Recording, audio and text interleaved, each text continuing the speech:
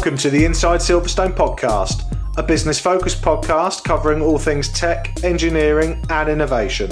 Hosted by me, Chris Broome, a huge tech, motorsport and gaming fan, and also the owner of Longhurst, a firm of lifestyle financial planners and independent financial advisors located in Silverstone, Northamptonshire.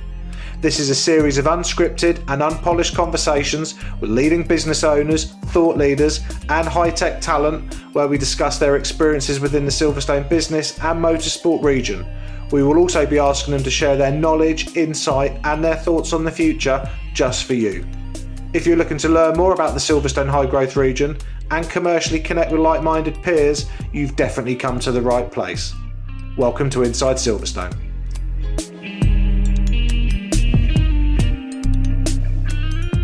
Welcome to the next edition of Inside Silverstone. My name is Chris Broome and I am your host. Today I am delighted to welcome to the show a new friend, Oliver Walters from Orbit. Oliver, welcome to the show.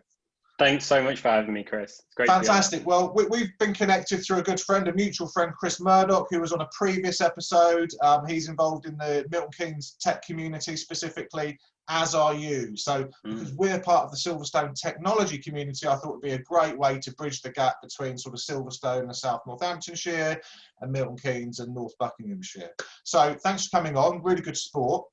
I've literally just been looking at your website as I was explaining, and you are involved in a number of different projects that started from many moons ago to ones that are a little bit more recent. And so I think we should start with some more of the more recent projects. And so Orbit, I think, is probably one of the newer ones. So talk to us about Orbit, what it is and why it is.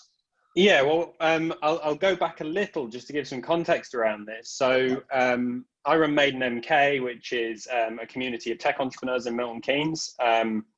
And the goal of that is to unite the tech community in Milton Keynes. And as part of building that community out over the past 4 years, I've come across lots of different frustrations. Building community is difficult. It's hard to maintain and run that. So we primarily started it as a website showcasing what's in Milton Keynes in terms of the tech community and the supporting organizations. And then we started doing a series of quarterly networking events that bring the community together. Super casual, so it's just meet it for a bar, have a drink, get to know each other. And they've gone from about 20 people to 100 people where we've capped it now. It's a kind of a good number of people to have in a room. Right. And the frustration I had is it's great bringing people together in a room for a short period of time, but it's actually really hard to deliver value in that period of time. You know, meet the right people, get to know everyone well. And I wanted to kind of create that environment, but across a longer period of time, a kind of a constant community, if you like, rather than just one that meets every quarter. And we started building a platform to do that, and that's what Orbit is. So Orbit's an online community platform for business networks, events, interest groups that brings their members or attendees together to connect, collaborate, share and learn. So we kind of bridge the divide between something like meetup.com and LinkedIn. So we streamline the workflow for organizers and community managers so they can deliver a really valuable community experience easily and efficiently. And that's everything from managing membership, networking, discussion, event management.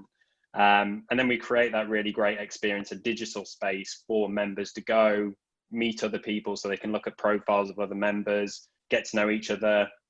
They can connect and share their contact information on there. They can get involved in discussion. They can share opportunities such as job opportunities, anything like that.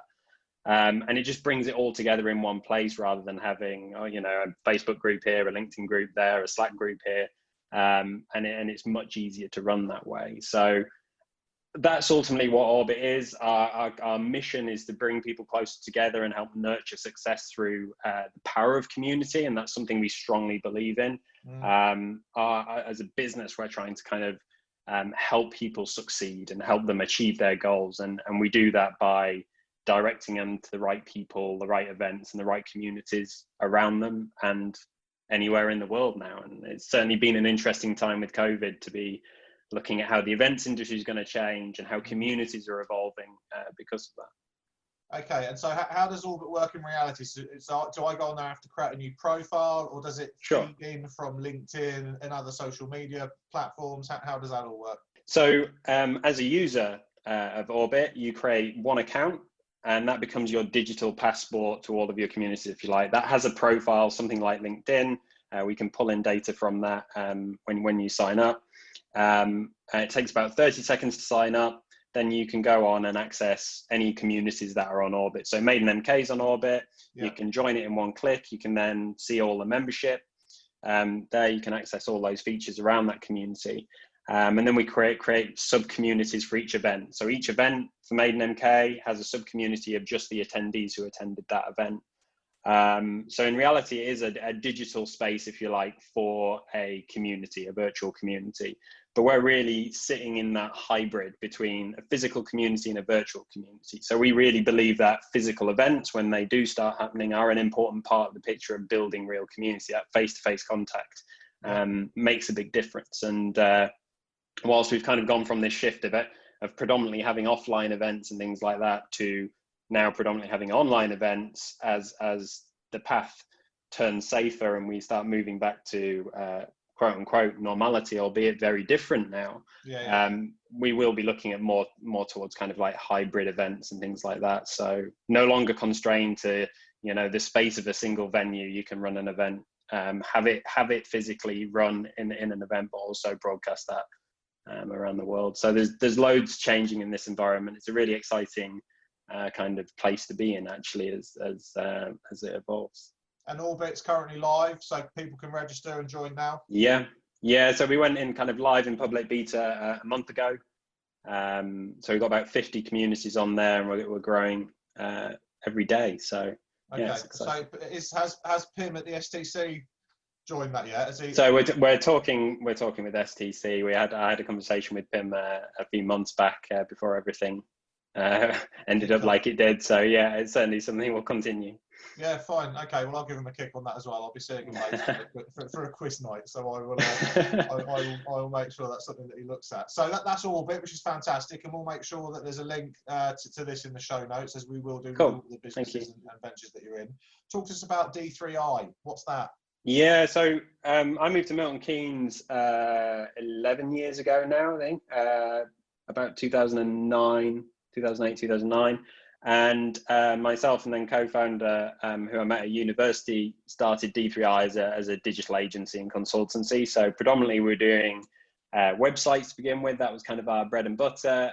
But we had we wanted to do our own ventures. We wanted to build a tech product. We didn't know what that was. And this was around the time of kind of the golden rush of mobile. Apple had just launched its app store, and the first product we built was Memento.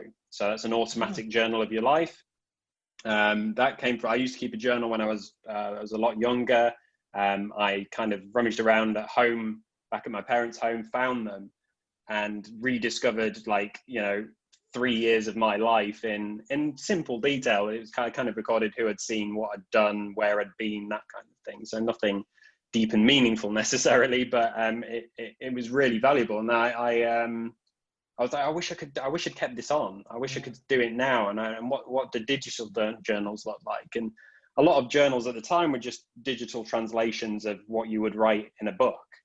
And I was like, oh, can't we do something more interesting with this? How can we make it easier? So we deconstructed diary writing and reading, if you like, in that respect. So recording memories and then reliving them. And came up with this idea of capturing moments rather than capturing days. So you just capture a few words about what you were doing, where you were. You could tag people. We made it really kind of slick and easy to do. And then our eureka moment kind of came when we realized people are doing this every day anyway. They're doing it on Facebook, they're doing it on Twitter, just capturing short snippets of their life. And we thought, I wonder if we can kind of connect with these services and pull all that data in.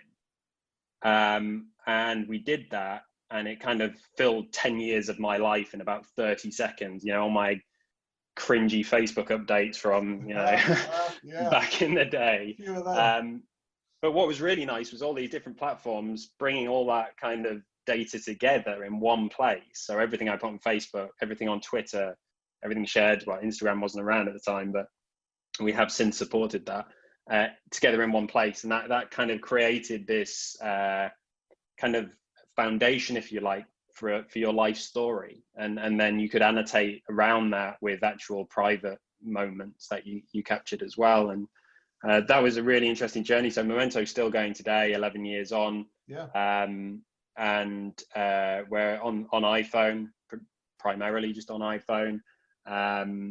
And it's been a real journey. So we launched in 2009. It was just myself and my co-founder. Typical story, in a spare room of the house, hacking in the evening, and then earning money with websites during the day to kind of feed that venture. And then we launched in 2009. Apple picked it up very early on, and that led to us being iPhone App of the Year runner-up in 2011. We partnered with Instagram for the launch of their API. We partnered with Uber. We're one of 12 partners with Uber for the launch of their API. And it's been a journey. It's been a journey, as a founder and running that business as well. The highs and lows of it, and the changes. I mean, we've seen the entire lifespan of the App Store, if you like, with that, and how that's evolved. So yeah, it's certainly been interesting. Amazing. And what's the hopes and the evolution? Where's it going to end? Of Memento specifically, or yeah. So that product's still evolving. We're looking for different partners and the opportunities of where that would go. I mean, for us, we've always wanted to build or be the way that people record and remember their lives. There's what's been astounding for me from that business, and what's kept it going, because it's certainly been in times where we should have just closed it down. That would have been the sensible thing to do, but we've kept it going, and we've found success, and we've kind of been really agile with it. And one reason we've done that is just because of how important it is to many people's lives. We have thousands of users who've recorded 10 years of their life, if not more, on that. Yeah. And what we never anticipated going into it was the true power of journaling, and how it's changed. That there's when you build a product and you make some money out of it, you feel successful from that. But getting feedback from users saying this has changed my life, or you've helped overcome depression or anything like that, it was something that caught us completely off guard. And we were like, there's true power, like mental health and everything else around journaling, that we just not even done any research on or considered. And that was interesting. So that what keeps us going with that. I love it. Sure. I think it's until today I hadn't looked really into it in any depth, but I really love it. And we run Longhurst is a financial planning business, but it's a lifestyle financial planning business that really focuses on the humanity side of the work that we do. It is our core, the human. Yeah.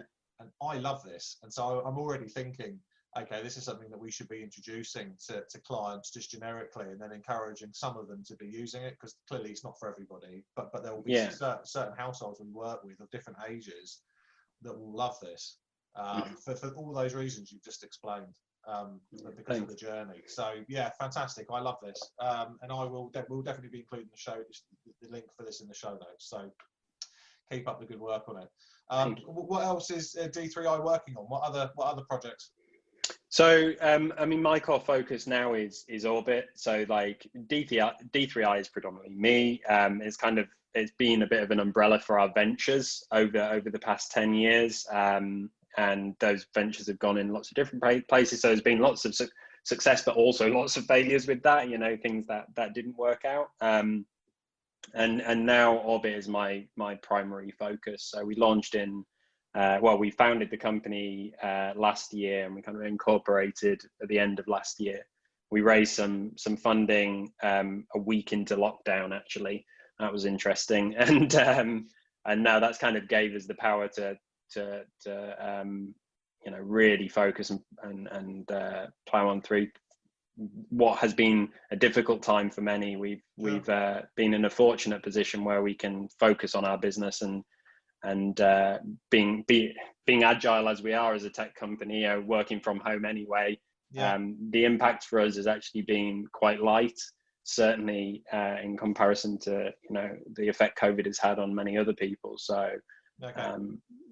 that's good. And you've sort of answered my next question, which was what's life been like during COVID? This is a COVID catch-up series. And so you guys have been okay. Your business has been nimble. Yeah. You just sort of cracked on and just got busy producing the app and the product. Yeah, absolutely. I do feel, I feel very fortunate to be in that position. I've got friends and family who've been affected by COVID in different ways, and certainly feel, I think being the friends I have and the communities that I'm involved with are entrepreneurial in many ways. So, and that's had different effects. Self-employed people have had effects very different to those who have had successful businesses that can see this through, and larger companies where they've had to furlough staff. So it's been really different. But I do feel like I've been in a bit of a bubble with that. So yeah. And a couple of last questions before we close off. So first of all, thank you for coming on the show. These are sort of short 10, 15-minute interviews versus the normal 40-minute ones we do previously. Yeah. We're so busy, we just haven't got time to do 20 times 40-minute interviews. So thanks for coming on to do this sort of short stint, but I think it's been fantastic. And as I said, we're going to include the links to D3I, to Orbit, clearly, to Memento, which I just absolutely love as well, as a sort of 10-plus-year-old product. Thank you. An app, phenomenal. Two last questions. Sort of post-COVID, so it's 2021. We've all had our immunisation jabs. Life's getting back to the new normal, whatever that is. What are you personally looking forward to doing the most that maybe you can't do at the moment? A bit of travel. I'm missing some travel. Certainly, we had quite a few things planned for this year which haven't gone ahead. Yeah.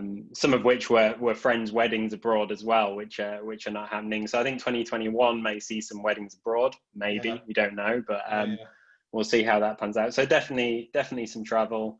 I'm excited to start bringing the Maiden MK community back together through events as well. We've myself and Richard Wiggins, David Hughes at MK Geek Night, and Richard's other company, Pooleyville.